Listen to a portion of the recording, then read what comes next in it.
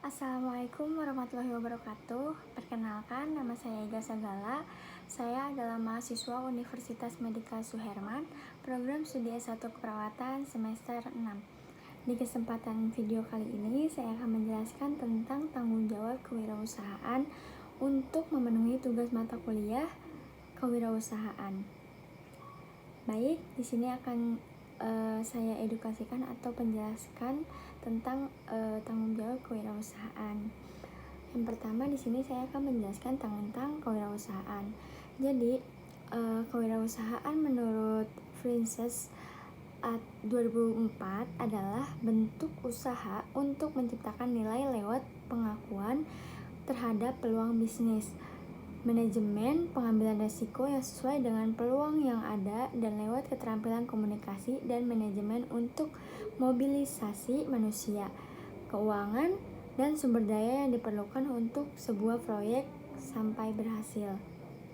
Nah, bagaimana sikap yang kita miliki sebagai orang berwirausaha atau sikap kewirausahaan, yaitu kita harus memiliki sifat responsibel, dinamis, ulet, gigih, berani menerima kritik, inisiatif tinggi untuk memajukan dan keberhasilan. Nah, jadi menurut Kamus Besar Bahasa Indonesia, tanggung jawab adalah keadaan wajib menanggung segala sesuatunya. Jika terjadi sesuatu yang tidak sesuai dengan harapan, maka seseorang penanggung jawab dapat dituntut, dipersalahkan, diperkarakan, dan sebagainya. Tanggung jawab adalah keadaan wajib menanggung segala sesuatu. Jika terjadi sesuatu yang tidak sesuai dengan harapan, maka seorang penanggung jawab dapat dituntut, dipersalahkan, diperkarakan, dan sebagainya. Di sini juga ada jenis tanggung jawab. Ada dua, yaitu tanggung jawab moral dan tanggung jawab sebagai warga negara. Tanggung jawab moral yaitu terdiri dari kebebasan bertindak dan tindakan integral tanggung jawab. Tanggung jawab sebagai warga negara yaitu pejabat bertanggung jawab pada rakyat, rakyat bertanggung jawab pada negara dan masyarakat. Contohnya seperti kita mentaati peraturan yang ada di negara kita, atau sebaliknya pemerintah bisa bertanggung jawab gitu atas apa yang dia kerjakan, seperti itu. Selanjutnya ada bentuk-bentuk tanggung jawab sosial suatu bisnis. Jadi pengertian tanggung jawab sosial adalah tanggung jawab sosial suatu bisnis atau corporate social responsibility atau CSR adalah komitmen usaha untuk beroperasi secara legal dan etis yang berkontribusi pada peningkatan kualitas kehidupan karyawan dan keluarganya, komunikasi lokal dan masyarakat luas dapat kerangka mewujudkan pembangunan berkelanjutan. Nah, bentuk-bentuk tanggung jawab sosial yaitu di sini ada pelaksanaan hubungan industrial Pancasila atau bisa disebut dengan HIP atau HIP. Kebanyakan pengusaha telah melaksanakan HIP ini dalam bentuk kesempatan kerja bersama atau KKB. KKB merupakan sebuah pedoman tentang hubungan antara pengusaha dengan para pekerja atau karyawan perusahaan yang biasanya dituangkan dalam sebuah buku. Dalam KKB diadakan berbagai ketentuan tentang hak-hak serta kewajiban karyawan. Kewajiban karyawan tentu saja sudah jelas, yaitu melaksanakan tugasnya, pekerjaan yang ditugaskannya bagi masing-masing karyawan sesuai dengan jabatannya. Sedangkan hak-hak karyawan meliputi cuti, tunjangan hari raya, dan pakaian kerja. Dan yang kedua yaitu ada analis mengenai dampak lingkungan atau bisa disebut dengan AMDAL atau AMDAL. AMDAL adalah sebuah kajian mengenai dampak besar dan penting suatu usaha dan atau kegiatan yang dirancang atau direncanakan pada lingkungan hidup yang diperlukan bagi proses pengambilan keputusan tentang penyelenggaraan usaha dan kegiatan. Dan yang ketiga ada penerapan prinsip kesehatan dan keselamatan kerja, bisa disebut dengan K3.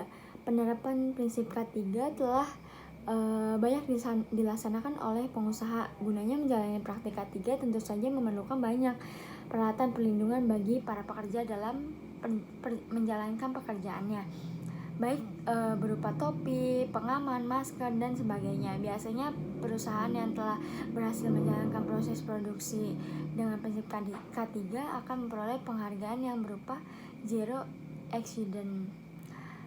Yang keempat yaitu ada perkebunan inti rakyat atau PIR, yaitu melibatkan perkebunan besar milik negara dan kecil milik rakyat.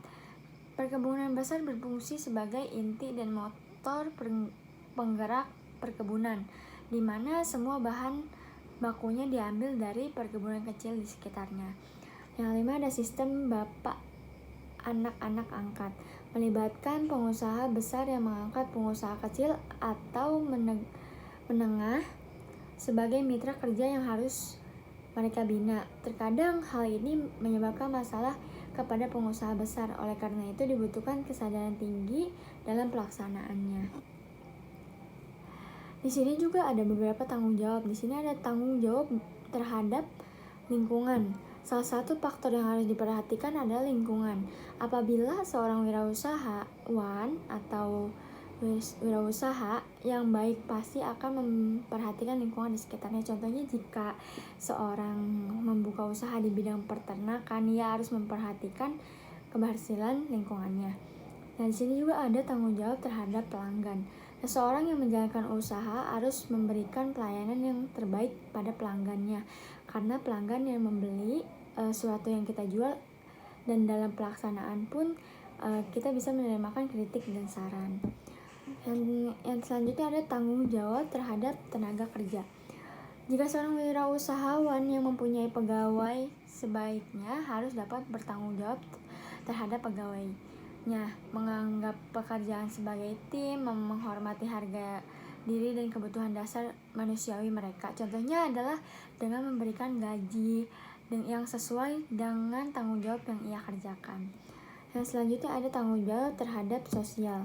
Wirausahawan juga mempunyai tanggung jawab terhadap sosial dan masyarakat, karena usaha yang kita buat selain dapat membuat untung kita, tetapi harus juga berguna bagi masyarakat. Selain itu juga bertanggung jawab kepada lingkungan, konsumen, karyawan, dan investor. Jujur terhadap laporan keuangan. Selanjutnya ada tanggung jawab terhadap pemasok. Hubungan dengan para pemasok harus dikelola dengan hati-hati. Terkadang perusahaan besar mudah untuk memanfaatkan pemasok dengan menentukan jadwal pengantaran yang tidak realistis dan mengurangi margin laba dengan cara menekan harga serendah mungkin. Laba dengan cara menekan harga serendah mungkin, namun banyak perusahaan yang mengakui pentingnya perjanjian persekutuan yang saling menguntungkan dengan pemasok, sehingga antar perusahaan dengan pemasok memiliki hubungan yang baik. Selanjutnya ada tanggung jawab terhadap investor. Untuk mempertahankan sikap mental dan tanggung jawab sosial terhadap para investor, para manajer harus mengikuti produser atau tansi yang pantas, memberikan informasi yang tepat kepada pihak berkepentingan mengenai kinerja keuangan perusahaan dan mengelola perusahaan untuk melindungi hak-hak dan investasi para pemegang saham. Nah, selanjutnya ada tanggung jawab terhadap komunikasi lokal atau masyarakat. Perusahaan harus peduli terhadap masalah sosial pemeliharaan lingkungan. Hal ini tidak berarti bahwa perusahaan boleh mengabaikan tanggung jawab kepada dua pihak berkepentingan terhadap bisnis lain. Tanggung jawab perusahaan terhadap stakeholder harus seimbang. Mengenai program tanggung jawab sosial harus dimulai dari tingkatan manajemen puncak, karena tanpa dukungan dari manajemen puncak tidak akan ada program yang berjalan sukses. Sebuah komitmen atau komite atau panitia yang terdiri dari manajer-manajer tinggi harus mengembangkan sebuah rencana yang merinci tingkatan dukungan manajer. Seorang eksekutif atau manajer harus bertanggung jawab dalam pengimplementasian program yang telah direncanakan. Perusahaan harus melakukan audit sosial, yaitu analisis sistematis mengenai penggunaan dana dan pencapaian terhadap tujuan tanggung jawab sosial. Baik, jadi itu saja penjelasan dari saya. Kurang lebihnya mohon maaf. Jadi pada intinya tanggung jawab itu adalah sebuah dimana kita merasa diri kita itu berhak akan hal itu. Seperti kita sebagai contohnya kayak sebagai pemimpin atau kita sebagai perawat. Di sini saya sebagai perawat harus bertanggung jawab kepada pasien saya. Misalkan saya sudah membuat janji dengan pasien saya untuk masuk di jam ini, untuk mengasih obat ini dengan unsur keterangannya gimana, tapi harus berdasarkan tanggung jawab terhadap saya. Jika ada apa-apa dengan pasiennya, maka itu contoh dari tanggung jawab.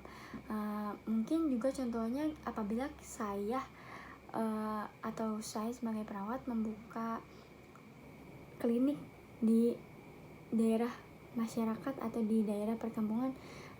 Apabila di sini saya membuka klinik, otomatis saya harus bertanggung jawab akan adanya pasien-pasien saya yang datang ke klinik saya. Contohnya jika ada hal yang tidak diinginkan, seperti kayak kita kasih obat ini malah responnya terhadap tubuh dia tidak baik gitu, maka hal itu kita harus bertanggung jawab akan hal itu. Seperti itu contoh dari penanggung jawab kewirausahaan. Kalau penanggung jawab dalam wirausahaan masyarakat seperti biasanya mungkin seperti sebagai pemimpin kita harus kayak bertanggung jawab akan apa yang kita buat bisnisnya, seperti kita bertanggung jawab atas gajinya karyawan, kita bertanggung jawab akan adanya permasalahan yang ada di kantor atau di perbisnisan, seperti itu. Jadi cukup sekian penjelasan materi tanggung jawab kewirausahaan dari saya. Kurang lebihnya saya mohon maaf. Saya akhiri. Wassalamualaikum warahmatullahi wabarakatuh.